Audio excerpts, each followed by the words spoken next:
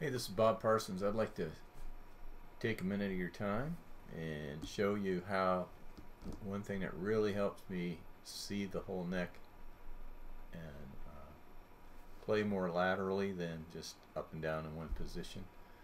I guess more horizontally. Yeah, laterally that works. Anyway, let's take for the key of G. There's a G right there at that dot. And if you know the pattern for any major scale, it's whole step, half step, whole, half. So we have G, we go up a whole step, and then another whole step, and then a half. Oops, right there, half, whole, and half. Brings you up to the G up there. So there's G, and let's start at the 7th tone of G, right there at F sharp. So we got a small section of a G major 7, and that's how we're going to think about it. Okay, G major 7. So there's 1 fret space between the two. And as we go up the scale, using our first finger as our guide to go up the G scale, this finger is going to follow along and take the next note on the scale from where it's at, which happens to be a 5th. So as we go up, just 4 double stops, we have a pattern where we have 1 fret, a 2 fret difference, and a 2 fret difference, and then a 1. 12, 21. Then starting here, we have another 12, 21. So you got 2 sections of 1, 2, 2, 1, 1, 2, 2, 1, and then to start over, you go up a whole step until you run out of guitar. So let's look at now you can pause that and mess around with that. And the next section is this. You take each one of these double stops, can be a launching for a triplet. So let's think about how the formula for that triplet is. When you have a 1 fret difference here, that's a minor third interval between this note and this note. And if you have a minor third interval on the double stop, your triplet note will be, I mean, this is a major third. If you have a major third interval, this is where I get really messed up. If you have a major third interval, you're going to have a minor third interval as your triplet note, let's say, based off that shape. So you go up to the next one. This is a minor third interval. If you have a minor third interval on the double stop, then you're going to have a major third interval on your high string for to make up the triplet. So the major third interval is 2 whole steps. Ding, like that. And you can keep doing that on up the neck.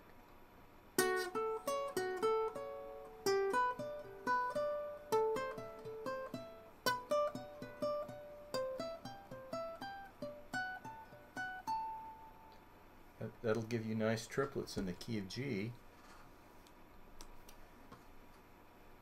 And there's some astute people will say, hey, wait a minute, you had a sharp 4 in there, not a natural 4. And that's true. Everything's fine up to this point, but when I come up to this one, that's C sharp or D flat, flat 5. But it just sounds better to me. Here's a natural 4 coming up. Yeah, man, because it's got that tritone feel right there.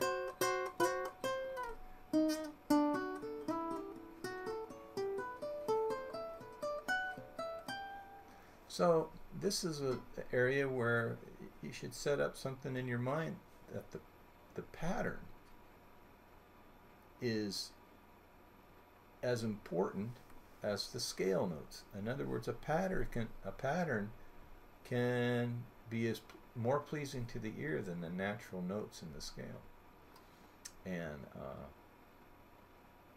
that's just one of those things that I find fascinating about music. So anyway, as we talk about patterns, you can pause that now. Take that scale all the way up with the triplet note on it. Now, we can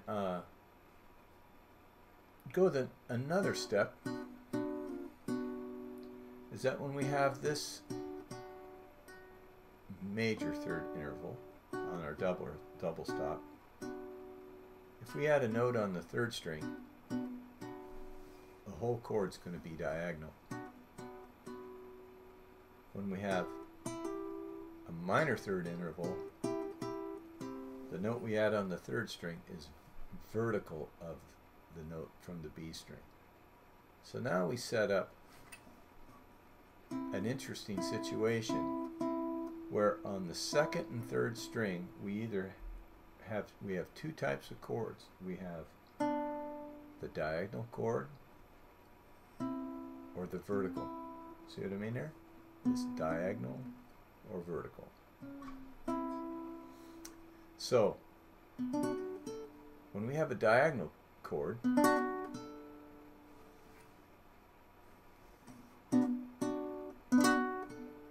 then we have a minor third interval here on the high string. When we have a vertical chord, we have a major third. But here's what you do to I'm going to try it up to G scale. I really want to show you a super arpeggio at this time, but just for fun, I want to hear what this sounds like.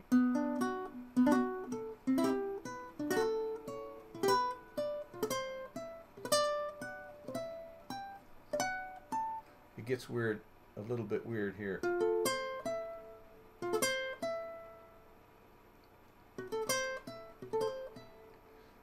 Because of the F instead of F sharp.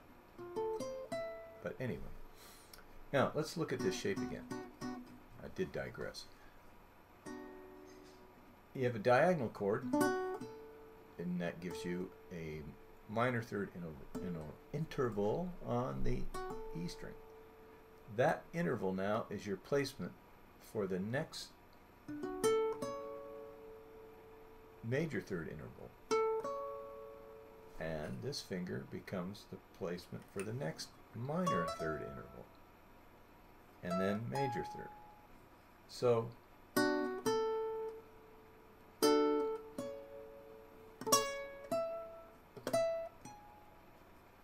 playing that over the key of G sounds really nice. It takes you outside of the key center a little bit.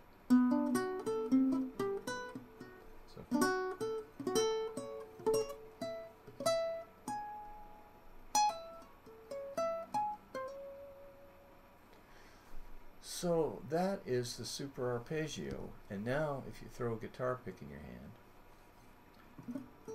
it makes for a very nice sweep picking exercise where you play down 3 and back up 1.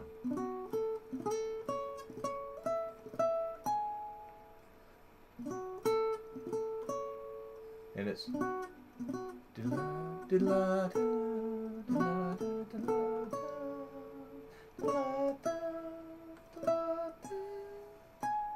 that's what you want, is that staccato.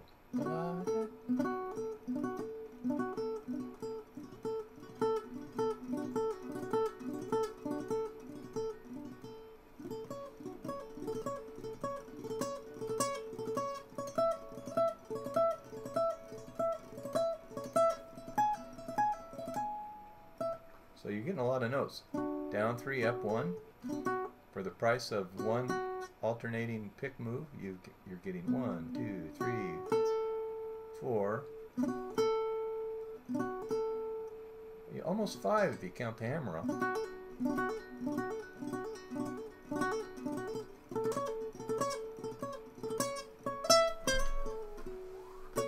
So that is how I view the guitar neck.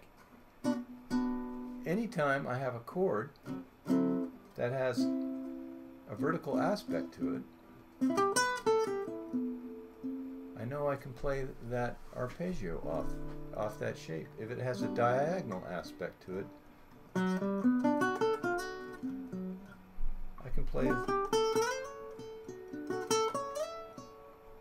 the diagonal shape. So